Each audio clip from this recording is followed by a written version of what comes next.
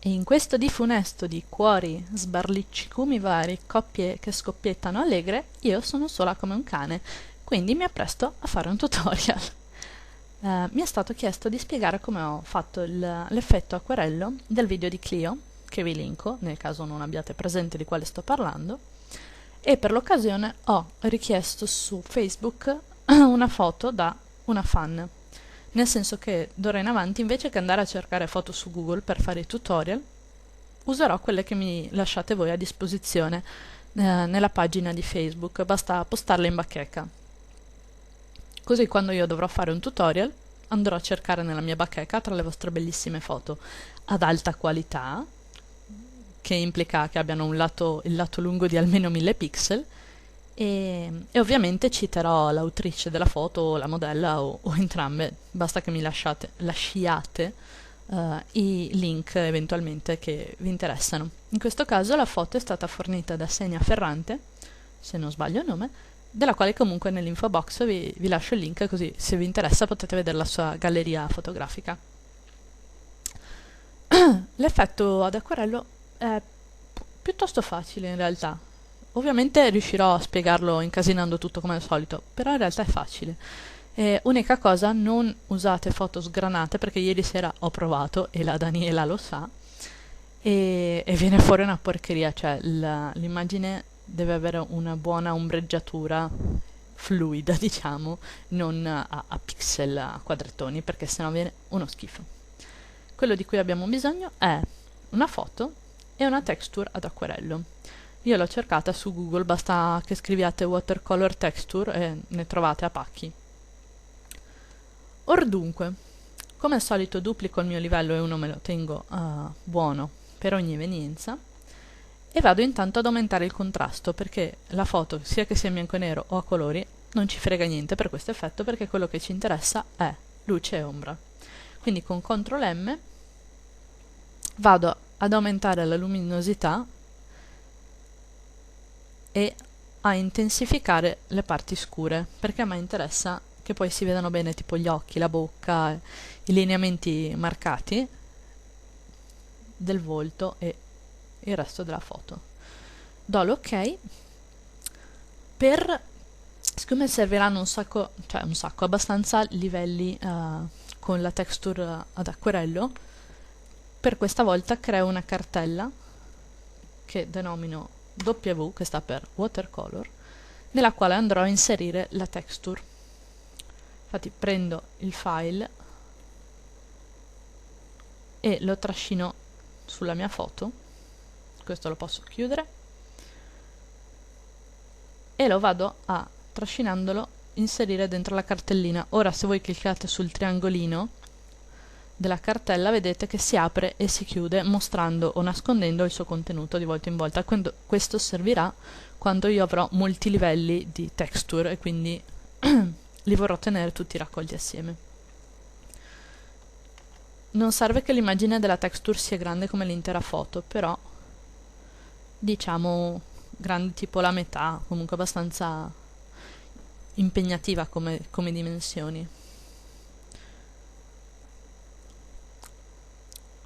Chiudo e rendo invisibile momentaneamente la cartella. Vado sull'immagine, quella in cui ho aumentato il contrasto, e con selezione color range vado a selezionare la parte che mi interessa, ovvero i neri, che vengono segnati. La selezione viene segnata in bianco nell'immagine, nell'anteprima, e io aumento la sbarra fino a che non vedo che occhi, naso e bocca e le parti che mi interessano sono bianche, a un livello che mi possa andare bene. Poi quando con comodo il computer deciderà di fare la selezione, rendo nuovamente visibile la mia cartellina, vi applico una maschera e automaticamente Photoshop prenderà la selezione che ho fatto e la farà diventare una maschera. Ovviamente avendo selezionato io il nero, lui mi avrà lasciato libero appunto il nero. Non devo toccarlo, ricordati Valeria, non devi toccarlo. Ora rende visibile il livello sotto, apro la tendina e vado ad aggiungere un livello che riempio di bianco col secchiello per farmi lo sfondo. Sono stupida, il livello non va dentro la cartellina perché non voglio applicarci una maschera, quindi devo spostarlo all'infuori della cartella,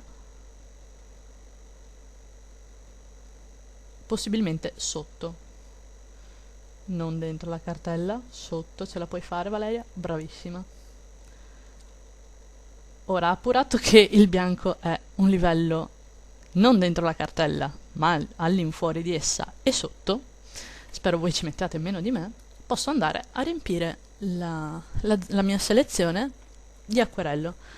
Come potete già vedere, l'acquerello, seleziono l'acquerello, spostandolo è visibile solo nelle parti nere dell'immagine, quindi io posso duplicarlo e spostarlo in un altro punto, applicando ovviamente, siccome ha un contorno bianco, come metodo di fusione o moltiplica o overlay, ad esempio,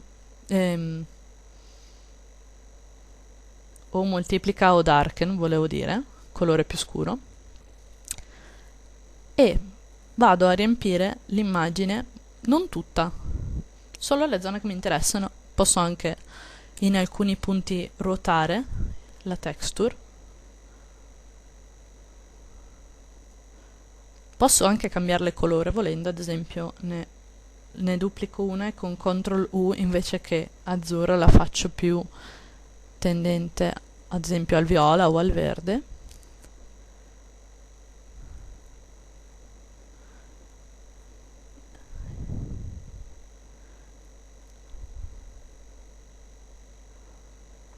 Posso anche scurirla sempre con CTRL M, quindi andare a rendere più scura la parte scura, e via discorrendo vado a riempire l'immagine secondo il mio gusto.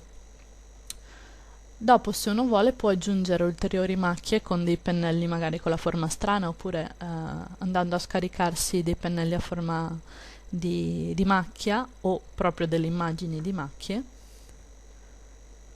Ci si può sbizzarrire creando effetti diversi. Se voglio scurire un punto mi basta applicare, invece che l'effetto darken, che è più scuro, l'effetto moltiplica, che va a sommarsi ai livelli sottostanti. Quindi potete ben vedere che di fatto l'effetto non ha nulla di particolarmente complicato. Ci sono solo una marea di livelli e io che mi incasino quando spiego, ma per il resto è piuttosto semplice. Inoltre, così facendo, le macchie faranno delle forme strane, quindi è molto bello se ad esempio il contorno dei capelli, invece che seguirlo, lo si lascia finire con delle macchie, come in questo modo, oppure aggiungendone in un secondo momento.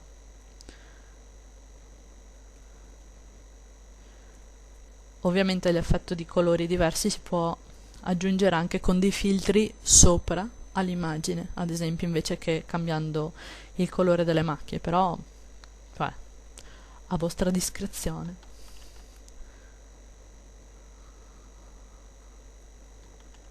A me l'effetto complessivo piace molto, stupida, CTRL M. L'effetto complessivo piace molto, è abbastanza semplice da fare e ha un effetto piuttosto artistico, diciamo, alla fine. Quello che dicevo, potete poi chiudere la tendina di modo che non vi disturbi, creare un livello superiore e aggiungere delle macchie con dei pennelli con delle forme strane, tipo macchia.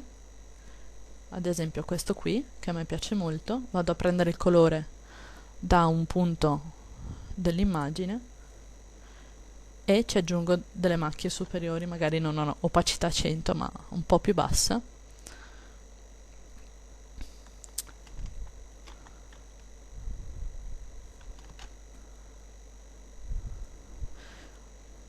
Infine potete concludere tutto aggiungendo delle scritte o altri tipi di decorazioni. Comunque, a grandi linee, questo qui è il lavoro, è la tecnica, abbastanza semplice.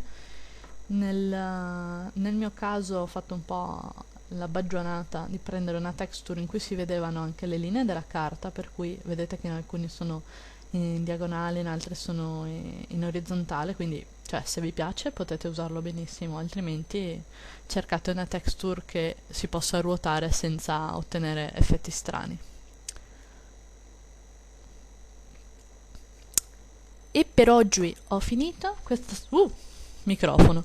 Questa sera a mezzanotte estraggo la vincitrice dei 500, o il vincitore, ma presumo vincitrice, dei 500, regalo per i 500 iscritti. E spero questo video vi sia piaciuto. E se vi è piaciuto fatemelo sapere. Se avete altre richieste mi trovate qui o su Facebook e io provo sempre a rispondere a tutti nel limite del mio essere umana. Alla prossima. Ciao ciao!